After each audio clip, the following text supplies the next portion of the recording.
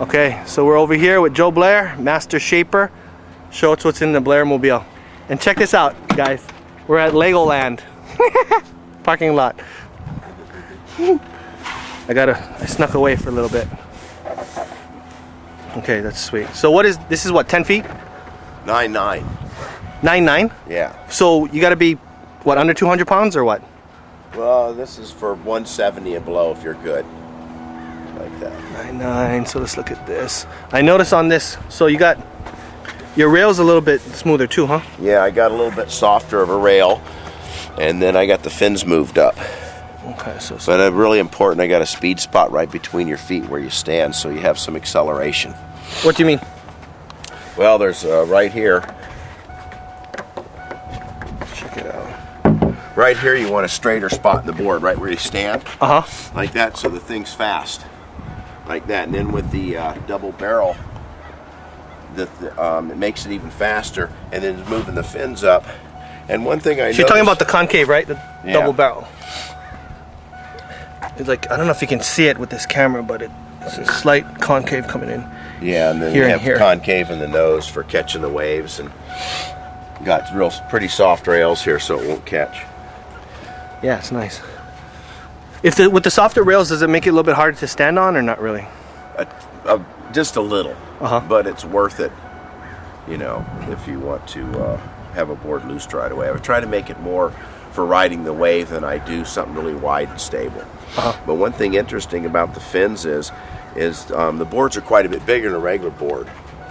And most of the guys are putting the fins on just like they do a regular longboard. Well, these things are 5 inches further up than that. And then I found out, even moving them up a little further, it's even way more maneuverable. Is that because so you don't have to move your feet back too far when you want to turn? No, it's just the board's extremely large. So how are you going to take such a large board and make it turn real quick? By moving the fins up. So you're doing like thruster kind of style, right? It's just three? Yeah, exactly. See, not 2+1 then. Yeah, I'm just really down on the 2+1 because you have a little fin on the side that doesn't give you any drive out of your turn, and then you got a big fin back here that makes it stiff to turn. So with this fin, you get you get more punch out of your turn, and then you have a smaller fin back here to make it more maneuverable, moved up. And we know that 3 fins don't spin out. Well, that's kind of cool.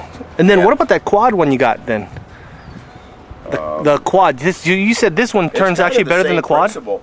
Yeah, I'm almost thinking the 3-fin turns a little bit better than the quad. Because you have less fin in the board. Because these boards are so big that you have to rethink a lot of stuff when you build them. Because they're just so much bigger. Right. You got to take that in consideration. So you got to put a lot of different things in it. And then this one maneuverable. Is specifically designed to surf, right? This is not really you don't go distance, you don't do any of that. It's just one thing interesting though, everybody wants to, have a board they can go out and just take a big long paddle. Well, this thing's more of a workout because it's not all flat. So it planes good. It has more surf tendency. So you actually get a better workout by taking out one that has more surf, meant more for surfing. How's the glide on something like this? It's not as good as some big wide flat thing, but we're surfers. Yeah. So the thickness on this is what? This one's 4.5. It's 4.5? Yeah. This one's a little bit of a smaller board. It's a 9.9. 28 inches wide. Let's see the top. So all of these are full custom that you make. It's not a production board.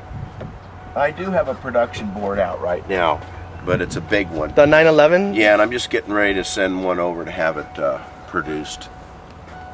So what's the difference between your custom boards and your production boards? Well, the production boards are vacuum bagged, so they have a little bit tougher skin on them. But one thing about these is we can change the shape the next day, or I can make one fit somebody perfect rather than just giving them whatever. Is there what's the difference in cost? I mean, or price for someone to buy it? Oh, these are probably the customs are about $100 more. So not that much then? No, not You just gotta wait a long time. Is that the deal? Not too long. About a month and a half. Which isn't bad for custom boards. That's pretty good. Yeah. Are you pumping them out quite a bit a day or what? Well, I'm probably doing about 6, 7 a week. Seems like a good pace. Yeah. Blair Mobile. It's a sweet mobile. Check out the mobile. One turtle top. You could sleep in here and then go and get ready for this when Come here and look at this. waves come in, huh? Check it out. Check this out. Look inside. Is it TV? Dude, he's even got a TV. Right. Check it out. Yeah, get rid of it. Look at this thing. These are nice, man. I really like these things. There's a lot of space in there, huh? Yeah. Wetsuit. I go down to San Get rid of that in Hawaii. I go down to San Carlos, Uh-huh. which is a really good windsurf spot. But nobody. Do you go surfs it. downwind or what when you go down there? No, it's a strictly wave riding place. Uh-huh. But it's really good. It has 3 different points. It's a lot of fun. So what's the best size? What size waves are these made for? Are they made for, you know, big waves, small waves, whatever? Actually, I make these things for a little bit smaller surf and medium. Uh-huh. Because that's what most people ride. It's like 90% of the time, right? Exactly. So, you know, there's no reason to, you know, put the fins way back for a big day, or you put huge fins on it that makes it stiff for a big day. So you give a little bit more meat in the nose. Is that what's happening? So you can nose ride it too? You give it a little bit more meat and then concave it underneath, or no? Well, these things are so large Uh-huh. that these things will way out nose ride any longboard. You can really get cheater fives. Plus, I got a grip right in here that I put on here too. Oh, I didn't even notice that. It's like Grippo. Is that extreme grip stuff or that sticker thing, or no? You Well, just made that? this one in particular is called. See it. I wish I could see it better. Oh, I can't. They had El Grippo. That was the nicest. Oh yeah, that's sweet. This is called Hula Deck. Huh. Hula Deck. I didn't even notice that. So it's kind of sweet because actually it's real gunny shape, huh? This thing.